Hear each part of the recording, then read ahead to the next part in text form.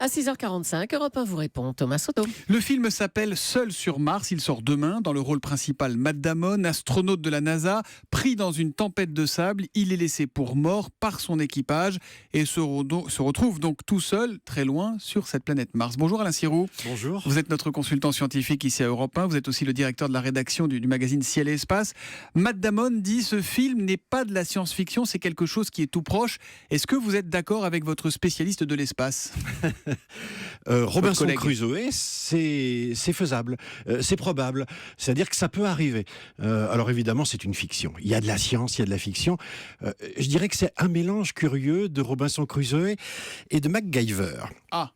Parce que les solutions que trouve le naufragé sur Mars sont des solutions qui sont tout à fait originales et crédibles, celles-ci, parce qu'il doit affronter un monde hostile.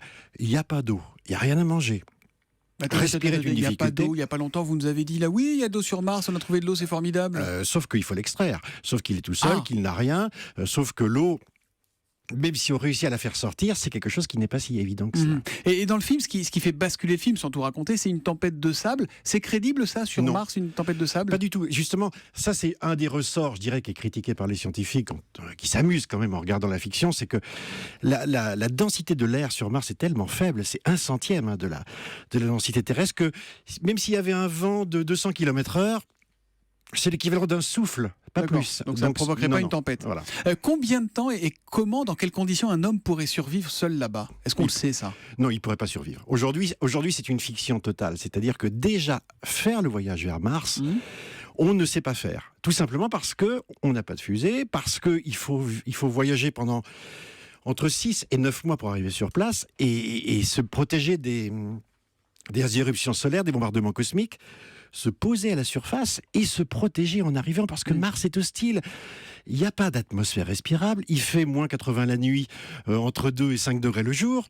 Ah oui. Il n'y a pas d'eau, il n'y a rien à manger, etc., etc., etc. Donc il faut vivre en permanence dans une bulle, dans un scaphandre ou dans une caverne, et je dirais s'organiser pour pouvoir vivre. Et ça, aujourd'hui, c'est quelque chose d'infaisable. Alain, les Américains sont encore fiers aujourd'hui d'avoir été les premiers à mettre le pied sur la Lune, en 69. Qui est leader dans la conquête de Mars ? Qui va poser le drapeau le premier ? Je pense que ça sera nécessairement, si un jour ça arrive, quelque chose d'international. Parce que l'expédition, elle est, quand on la regarde dans le détail avec des arguments scientifiques et technologiques, quelque chose qui ne peut marcher que s'il y a une coalition. D'abord, il faut signer un chèque qui est absolument monstrueux. Alors, les estimations qu'on a, c'est entre 250 et 2000 milliards de dollars. Vous voyez qu'aujourd'hui, c'est pas faisable. Pour un retour sur investissement qui serait du rêve, mais sinon c'est tout. Économiquement, rien de plus. Économiquement, non. Bien évidemment, il n'y a pas de puits de pétrole sur Mars, si je puis dire.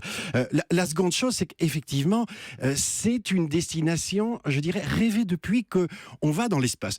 Souvenez-vous que la première destination après la Lune, déjà dans les années 60, c'était Mars. Oui. Donc c'est une destination, entre guillemets, naturelle. Ensuite, il n'y a pas d'autre endroit où aller. Si vous allez sur Vénus, vous allez devoir affronter 450 degrés, il pleut de l'acide sulfurique, enfin, c'est pas faisable. Donc c'est une destination, quoi qu'il arrive, qui pourrait, je dirais, être une destination internationale et une démonstration possible d'alliance avec les astronautes des différents pays. Alain, entre 1969 et Armstrong et aujourd'hui, il y a eu beaucoup de films, de fantasmes, de rêves sur la conquête spatiale. Il y a même eu les Bogdanov. Mais qu'est-ce qui vous a vraiment marqué dans cette conquête ? C'est quoi l'événement majeur depuis ce 21 juillet 69 ? Alors, c'est vraisemblablement la découverte, il y a quelques années à peine, de ce que Mars a été une planète habitable. Nous savons aujourd'hui, grâce à des vaisseaux posés à la surface et en même temps en orbite, que cette planète, il y a 4 milliards d'années, ressemblait à la Terre telle qu'elle était il y a 4 milliards d'années. Et on peut déduire qu'elle a été habitée ou pas ? Ou ça, c'est autre chose. Ça, vous pouvez pas faire ce saut-là. Simplement, on sait qu'il a plu. On a trouvé des galets. On sait qu'il y a eu de l'eau douce, des rivières, des lacs. Donc, à un moment donné, au moment où la vie apparaissait sur Terre, Mars était habitable. Les extraterrestres, on a souvent pensé que ce seraient des Martiens. Aujourd'hui, on se dit qu'ils sont peut-être beaucoup plus loin. La semaine dernière, on a parlé d'une étoile mystérieuse mystérieuse située à 1500 années-lumière de nous et qui clignoterait bizarrement. Ça pourrait être, disent des scientifiques de la NASA, des panneaux solaires construits par des extraterrestres. C'est crédible ça ou pas? On ne peut jamais éliminer les hypothèses. Toutes les hypothèses, celle-ci en fait partie. Elle n'est pas la première à arriver, loin de là, mais je dirais qu'on a le droit de jouer en science. Le problème, c'est que quand on joue là, c'est quand même un petit peu plus que ce qu'on voit d'habitude. Parce qu'ils disent vraiment ça clignote bizarre ce truc. Oui, c'est vrai que ça clignote bizarre. Et en même temps, il y a plein d'explications naturelles possibles et une explication artificielle.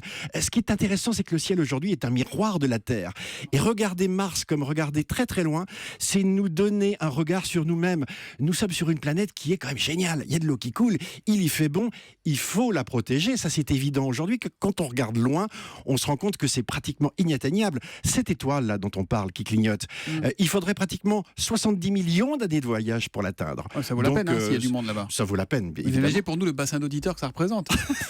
Allez, dites-nous, l'aller-retour vers Mars, c'est pour quand, dans la réalité Alors, je pense qu'on peut engager les paris à l'époque de Reagan, pardon. Ouais. C'était avant l'an 2000.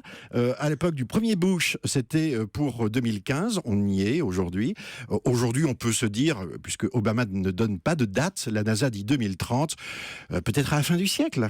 Ouais, ça serait pas mal. Vous reviendrez, vous nous Je raconterez reviendrai. tout ça. Le film, en tout cas, s'appelle Seul sur Mars. Il est signé Ridley Scott et il sort demain. Quant à vous, mon cher Alain, on vous retrouve tous les samedis dans la matinale de Wendy Bouchard, aux côtés de Laurent Cabrol pour votre chronique Entre ciel et terre. C'est à la même heure, c'est à 6h45. Exactement. Merci Alain.